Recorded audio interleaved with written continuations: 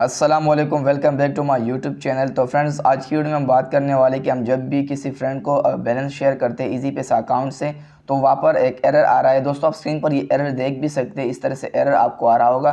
तो फ्रेंड्स, आज की वीडियो में ये एरर हम सॉल्व करने वाले हैं। दोस्तों, आपको मैं पहले ये बताता चलूँ कि आपने नीचे आने और आपने मोर पर क्लिक करना है। ठीक है फ्रेंड, आप मोर पर जैसे ही क्लिक करेंगे तो आपने यहाँ पर जो है फ्रेंड्स, मैं आपको यहाँ से जो है आपने सेंड मनी पर क्लिक करना है। इजी मोबाइल अकाउंट पर आपने यहाँ पर क्लिक करना है।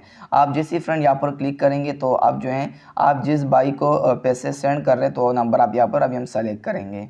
तो फ्रेंड, यहाँ पर मैं नंबर सेलेक्ट कर चुका हूँ। मैं इस पर क्लिक करूँगा।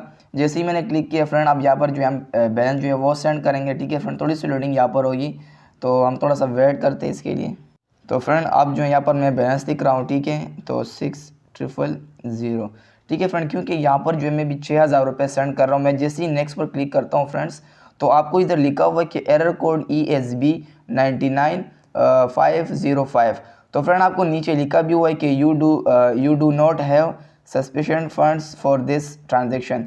तो फ्रेंड्स, आपके पास जो अकाउंट में पैसे हैं इस ट्रांजेक्शन के लिए, वो पैसे बिल्कुल कम हैं।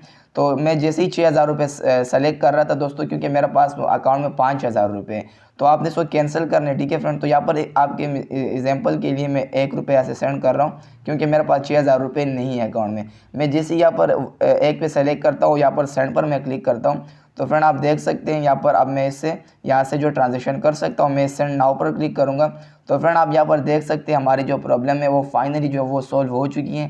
तो दोस्तों, आप भी इस तरह से जो है इस मसले को आप सॉल्व कर सकते हैं। दोस्तों, अगर आपको वीडियो अच्छी लगी, वीडियो लाइक करें और चैनल को सब्सक्राइब भी करें और कमेंट बॉक्स में अपनी राय ज़रूर दीजिएगा। शुक्रिया।